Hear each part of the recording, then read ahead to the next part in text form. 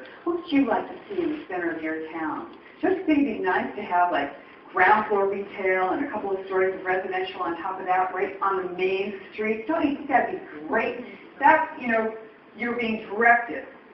What this is directing a group of people to a predetermined outcome while giving them the impression that it was all their idea. Aren't you smart? You came up with this plan all on your own. Don't you love it?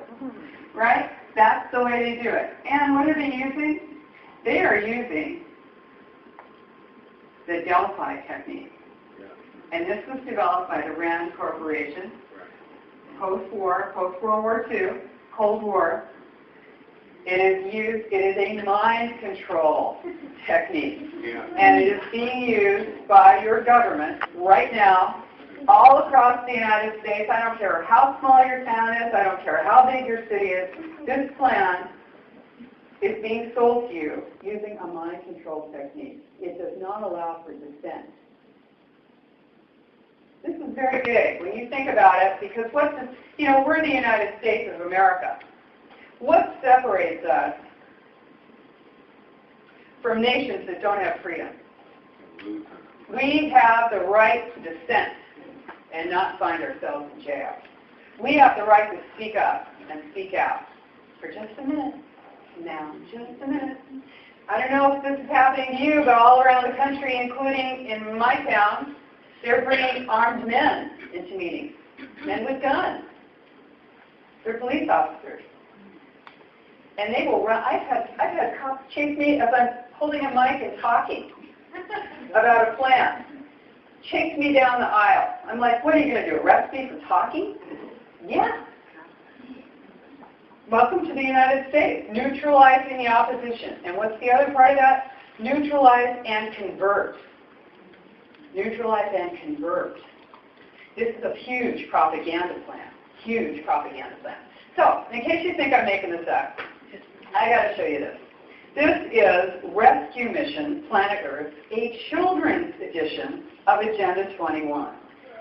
A children's edition. It's so cute. It's got lots of pictures in it by the children of the world and Boutros Ghali of the UN. And there's a little piece in here. This is just so great. I love it. It says, the planet groans every time it registers another birth.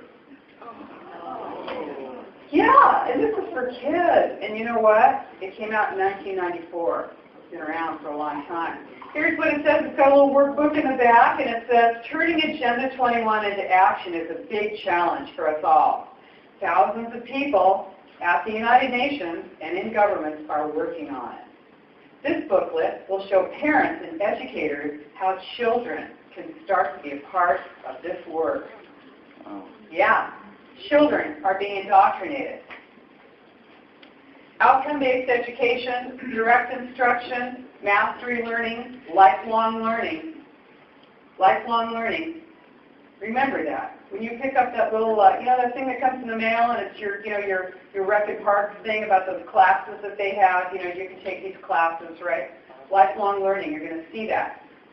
Mastery learning, direct instruction. This is all the United Nations Agenda 21, Sustainable Development. This is about training you, not teaching you, but training you. This is not about content. This is about training you like a dog or a rat. This is about, well, what is this? Behavior modification. This is behavior modification and indoctrination. And so they're training you to be a global citizen. Okay, that's it. So, okay, here's how it comes together for you in your town. The idea is, of course, that life in the suburbs and the rural areas is totally unsupportable because we produce too many greenhouse gases. It's that evil sprawl that you all live in. How many people live in a house? Oh, you're bad. You're so bad. Okay, so here's the philosophy. It costs too much to get public transportation out to the rural and suburban areas. So that's the justification for bringing you in to the city centers. Densification of the city centers, right? Smart growth. Okay. How are they doing it? They use, one of the ways is they use an international organization called ICLEI. Now, you may now have heard of it, and I guess you're nodding your head. Good. That's great. What is it? ICLEI, International Council on Local Environmental Initiatives. International Council on Local Environmental Initiatives. Except they don't call it that anymore because they realize that they don't want people to know they're international, that their headquarters are in Bonn, Germany. So they've changed their name to ICLEI, ICLEI, which stands for nothing. And then Local Government for Sustainability. Now, they are a non-governmental organization. They were created to implement Agenda 21 worldwide. That is what they were for. They were UN-sponsored. It is a stealth organization. It says it represents, well, here's one thing it says. It says it represents 600 million people in 70 countries. But during, the Rio de Janeiro Earth Summit that they just had, there was this one, right? It was the 20th anniversary, and they had it. Well, for a little while, ICLEI had up a website. I'll tell you what you're looking at in a sec. ICLEI had a website up where they were showing how many members they really had. Now, if you go on their websites now, they took this website down. I happened to get a screenshot of this, luckily, while it was still there. They really have 7,800 members worldwide. These are cities. Does that look like a virus? Can you see it? It looks like a virus on the earth. And it is.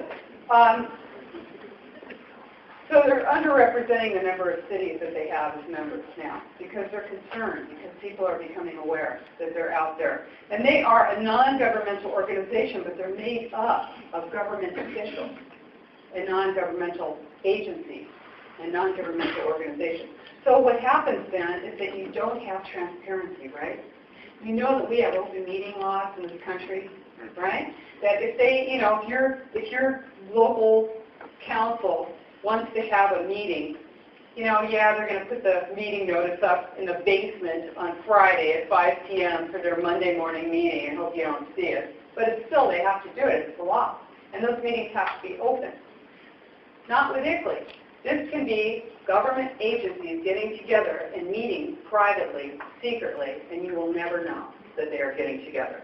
It is an implementation of policy and legislation arm for Agenda 21. 26 cities and 5 counties in Washington State are members. There's 1,300, more than 1,300 cities in the United States are members. In fact, most of the population of the United States is in an ICLEI city. This is very important to know because they sell climate adaptation software and they monitor your use. And they restrict. What this is about is restricting our energy usage and our water usage. ICLEI is just rolling out in Southeast Asia and Australia and New Zealand their water agreement. And this is the same as their energy agreement. They will be restricting water usage. This is what this is about. Hey, what do you have here up in Washington? Water, a lot of water, right? I mean, come on, they're doing it in Canada. We're seeing restrictions on water usage in places where there is a huge surplus of water. This is about restricting your ability to live freely and independently. It's about leaving you in a position where you are desperate and you're dependent on government. So that's what it's about. So you know what? I was thinking about this, and I was thinking about the Kyoto Treaty. Now you know about the Kyoto Treaty, right? We didn't sign on to it. The U.S. did not sign on to it. But 1,055 United States mayors did. Yeah, even though they didn't actually sign the agreement, they made the agreement. And Kyoto is about sprawl. It's an anti-sprawl agreement. That's where you live. You live in the sprawl, okay? That's against you. Your mayor signed on to it. And let's see, Bremerton, as a matter of fact, signed on to it. Kerry Bozeman signed on. I was thinking about this. I thought, wow, Kyoto Treaty, that's about restricting usage and about, lowering your greenhouse gas emissions. And I thought, well, it's a worldwide agreement. Which country lowered their greenhouse gas emissions the most? Which one restricted and lowered their greenhouse gas emissions the most out of all the nations? Which one did? U.S. No, watch your baby. New Latvia. Tiny Latvia. Cleaving desperately to the edge of the former Soviet Union. Tiny Latvia, which is known for what? They shut off their heat. They shut off their heat in the winter with one switch, right? You're living in one of those concrete blocks. They just turn it off and there ain't no heat. Right. So what else are they known for? Their human rights abuses. So what does that tell you? You too can have very low greenhouse gas emissions. All you have to do is easy, right? Okay, the EPA, your Environmental Protection Agency, calls ICLEI the International Agency for Local Government. They call it the International Agency, the International Environmental Agency for Local Government. Your government is recognizing this group as being a representative of themselves. Now, in your county, your city planning department, you're going to see this book, and it's called the Local Agenda 21 Planning Guide. Your planners are going to say they don't know what you're talking about. I've never heard of Agenda 21. I don't know what you mean. You must be crazy. You're one of those right-wing Tea Party types, aren't you? Thank you. Yeah. All right. No. The truth is, they may not know what it's called. They might not have seen the book. They are implementing the plan. The problem is, you get this thing called cognitive dissonance, where people know, they listen. When they know the facts and they don't change their policies, then they're committing a crime against our nation. I say we should have Nuremberg laws for planners. Yeah. Hey, all right. You know, I mean, come on. If you're doing something, you know, that thing where they say, well, if I don't do it, somebody else will. Now, that went out in about 1945, didn't it? Or how about, I was just following orders. Yeah. 1945, that one took a dive, didn't it? We don't accept that. Nuremberg laws for planners. So, what's the goal of all this? Using the green mask of environmental concern. The two parts of Agenda 21 are imposed, and that is smart growth, there's urban and rural, okay? Smart growth, which is moving populations into concentrated city centers and restricting your mobility so that you could be more easily monitored, managed, controlled, and surveilled. And the other part of it, which is the wildlands. And that's getting people out of the rural areas, blocking access to our wilderness roads and to our resources, of course, and shifting property ownership, right, from private to public. Yeah, and this is definitely part of it. So this is how they are doing it. Of course, about 10 years ago, when I was getting thrown out of planning departments for yelling at planners that what do they think they were doing here, stopping people from being able to use their properties, I actually had to have the director, the local director of the Department of Transportation, call supervisors, county supervisors, and say, you got to let her back in. You got to talk to her. We know you threw her out of the planning department because she was making a scene in there, but you got to talk to her. Can you imagine getting thrown out of a planning department? I'm sure you can. Some of the best of us have been thrown out of planning departments. Yes, this is it. Your government is standing between you and the use of your property, and there is full intent and knowledge at that planning department. Most states, and here's why. Most states require comprehensive or general plans, and you do require them here in Washington. It's your Growth Management Act from 1990, right? Right. What does it require? Smart growth. This is an Agenda 21 plan. Okay, I don't care what you call it. I told you it doesn't come with flashing lights. That is what it is. This is what Agenda 21 looks like. You're not going to see those words, but this is what it looks like. It looks like the Growth Management Act of 1990. Okay, now it is a blueprint. This is a blueprint for your housing, transportation, and business development. It's sort of the, kind of the wish list thing. It's kind of the plan. for your area, whether it's your city or your county. Now your zoning may not come in, may not be the same as that. In fact, it very often isn't.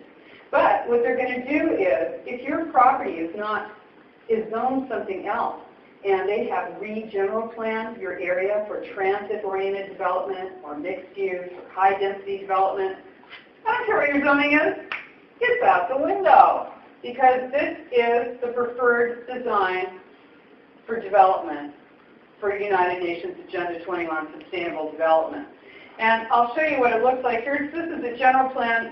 You can't see it, but this is the cover of the general plan for Marin County, which is the county next to my county in California. Right here inside of the general plan, there it is. Now, is it only in Marin County? No, no, no. It's all over the United States. You may not actually see the logo, but you'll see the three words: environment, economy, and social equity. And what happens is that the federal and state transportation dollars come through your metropolitan planning organizations, right? Now, and councils of government. There's over 500 of those in the United States, and there are 14 in Washington. So this is how it happens, through money. This is how the control happens, because when you get your grants and your tax dollars that are allocated directly to regional boards and commissions that are not elected by you, then you have no control, right? You don't even know where these regional boards are meeting. You may never have even heard of these regional boards. They may move their meeting from county to county, right? They may, there may be 5 counties. In some areas, there's like 9 counties. You may, well, where is the meeting next month? Where is it? You don't know. You have no idea what they're doing. They are directing your federal and state transportation tax dollars so that if you don't build smart growth, you're not going to get any of that money. If your municipality does not agree to go along to get along with these grants, right? So, for instance, the Puget Sound Regional Council, they have $180 million a year that they allocate in federal transportation dollars. You've got to go along, see, with them, or you don't get your money. You want money? You build, subsidize, or zone for smart growth. And that allows for high-density development in your city centers, right? You guys have seen this, right? You see these buildings in the center of your town that are empty? Ground floor retail, often empty. Nothing in there. You look through the window. It's like maybe they have pictures on the window, so it looks good, right? And then the upper floors, often vacant, retail, ground floor. Upstairs, 2 stories or more of residential apartments or condos. Around the back, there's an alley with parking for 1 car or less. Around the front, there's a sidewalk, light sidewalk sometimes. You can have those bistro tables. Oh, it's so cool over there. You're drinking coffee out there. And then you've got a bike lane that goes down there, 1 lane, because they put your street on a diet. Road diet. Right. And then a median. Okay, and on the other side of the street it's the same. That's what it looks like. This is what smart growth looks like. High density. Oftentimes in the bigger cities it'll be 5 stories or more, 7 stories of residential, often vacant. It is subsidized with your dollars, with your transportation dollars. Oftentimes with redevelopment, it's subsidized with your property tax dollars. Although here in Washington you have a different tax increment financing setup. But basically they will use your tax dollars to finance this. Now you have HUD grants. There were $100 million in HUD grants in 2011 and 13, and $6.5 million went to Washington in 2010. $6.5 million to Washington for. Here's what it went for. You want to know why we're all messed up? Where's the money going? It's going for sustainable community planning grants. Planning. They're not building anything. They're not making anything. They're planning. They are planning your life. The planners, the consultants, are getting the money. And the joke's on you, because the plan is the same plan all across the United States and the world. And I know, because I've seen these plans. They're all the same plan.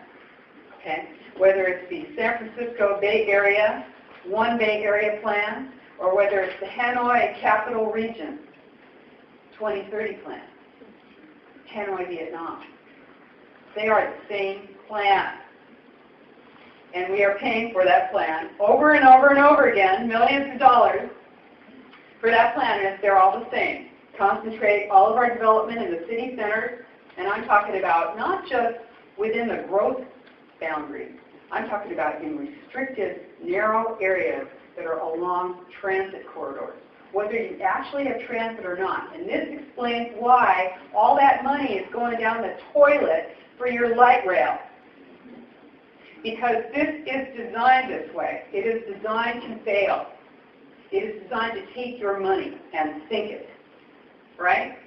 Grants from HUD, from DOE, Department of Energy, from the Department of Transportation, from EPA. Remember them? They were all on the President's Council on Sustainable Development.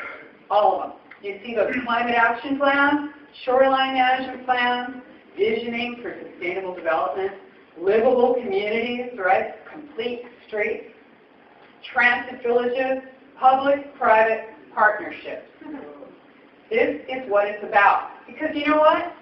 This is, like I said, they break your jurisdictional boundaries, right? Because oftentimes it'll be part of a county. It's not even the whole county, right?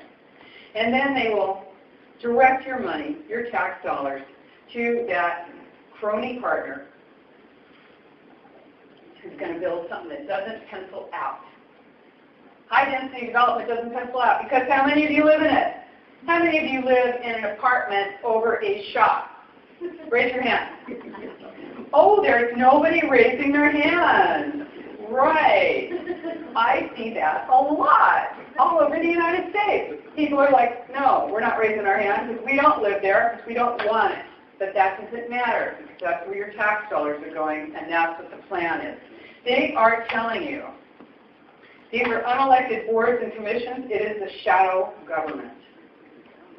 It is being sold to you as an economic driver. Oh, you want to compete? You got to be in a region because, you know, we can't have one city fighting against another city. No, we have to work together in a region. And then you have regional government. So that means that your county and your city is a rubber stamp for your regional government. That's right, because you know why? What is it? Puget Sound Regional Council. It's 4 counties, right? King, Pierce, Snohomish, and Kitsap. And 72 cities. 72 cities. On that regional board, oh, let's just imagine that the first 72 people in this room, you've got a voice for your city. You're sitting on that regional council, right? Yeah. How much voice do you have? None. You don't have a voice, right? This is consensus. This is government by consensus. They are delphing the regional council. You have no voice. This is what it's about, okay? So, and don't forget, when you go into those visioning meetings, you're visioning on somebody else's property. They're probably not even there, right? They didn't get invited to that. Come on down to our Vision 2040 meeting. No, they're not there. They didn't get invited. This is it's called the New Urbanism. It's anti-rural. I was just in Maine. I just came back from Maine. In Maine, I looked at the Earth First, Maine Earth First website. It says visualize industrial collapse. Yeah, right. I love that, don't you? Visualize industrial collapse. Smart growth is not just a building style. It is an ideology. Transit villages. This is social engineering. Okay, you know, I don't care where you live. You're going to be on your bike because it's never going to rain or snow, right? You can be in Michigan. I had somebody wrote me from Michigan. They said, for crying out loud, Rose, it's always snowing here. And they want us on our bikes. It's crazy. Yes, the plan is crazy. We are not crazy. Okay? We are not crazy. This is global. Okay, we live in the U.S. City, county, state, and fed, right? You get to elect all those people, city, county, state, and fed. This plan is global, regional, neighborhood. Right down in your neighborhood. Right down in your neighborhood association. This plan farms people who are willing to go along to get along, who for a little pat on the back or a little maybe, I don't know what they get, they actually will run your neighborhood association.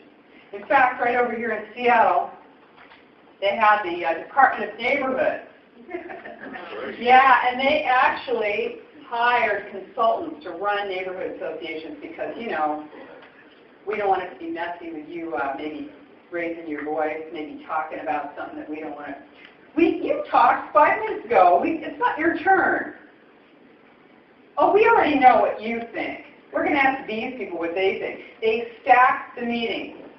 They pack the meetings. Those visioning meetings, they are full of government employees.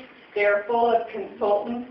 They are packing these meetings, and then they can say they have buy-in, community buy-in. Never has the opinion of the populace been so heavily solicited and so mightily ignored. This is the plan, to make you think that it's all your idea. You walk away from that meeting and you think, am I the only one who didn't like it? I don't feel so good about this, but I didn't really want to say anything because, you know, I didn't feel comfortable raising my hand and saying, does anyone else see that the emperor has new clothes, no clothes? You know, how comfortable are you? That's what they use. They use peer pressure. They use shame. They use embarrassment. And you will not have the nerve to speak out against this. Now, it gets a lot worse. It gets worse. Because why? Because you know we got 50 states. You thought we had 50 states, but no. We now have 11 mega regions. Right. Okay? Yes, 11 mega regions. Now, here you go. It's not like the U.S. got chopped into 11 pieces. No, no, no. It isn't like that at all. What it is we have certain huge pockets of high population density. In fact, this only covers about 26% of the United States, right? And the whole rest of the U.S. is considered to be underperforming wildland. So, 26% of the landmass, all right? 74% of our population is already in 26% of the landmass of the United States. Did you know that only 5.6% or something like that is really considered fully developed of the U.S.? That seems hard for me to believe, but I got that right from, I forget which government agency I got that from. But if you want me to find out for you, just email me and I'll tell you. So here it is, Washington. Now these mega regions, you can find these at america2050.org. I'm not making this up. If I was, I'd be a scriptwriter for TV or movies, right? So in fact, you have to wonder if they do hire scriptwriters. I'm from LA. You know, and back in LA, you know, when I was a kid, I would, you know, walk up and down the canals in Venice, and you'd hear everybody clacking away on their typewriters and writing scripts, you know. You just imagine they're writing scripts on this stuff, and this stuff is straight out of some kind of science fiction movie. Because Washington is in a Cascadia mega region, 34 counties, 49,000 square miles, 8 million people. Okay? It's part of Washington, part of Oregon, and part of Canada. The Southern California mega region includes part of Mexico. That's right. We're talking about breaking jurisdictional boundaries. Okay? This is, now, high-speed rail is a building block, the number one building block for this plan. So when you see these ideas for, you know, we're going to have high-speed rail, you're going to have to spend, you know, quarter-cent sales tax from now until 2,300 or something, you know, 2,500. It'll be the year 3000 before we get this thing finished. You know, it's not about actually creating this. It's about creating the philosophy for it so that then they can justify moving people. Why are they building buildings that no one's in? These are the buildings. These buildings are the hardscape for your future poverty. What they're doing is they're predicting high population. Every single town, I'm telling you, I go all over the United States, all over the U.S., little towns that are dying. They're predicting high population increases everywhere.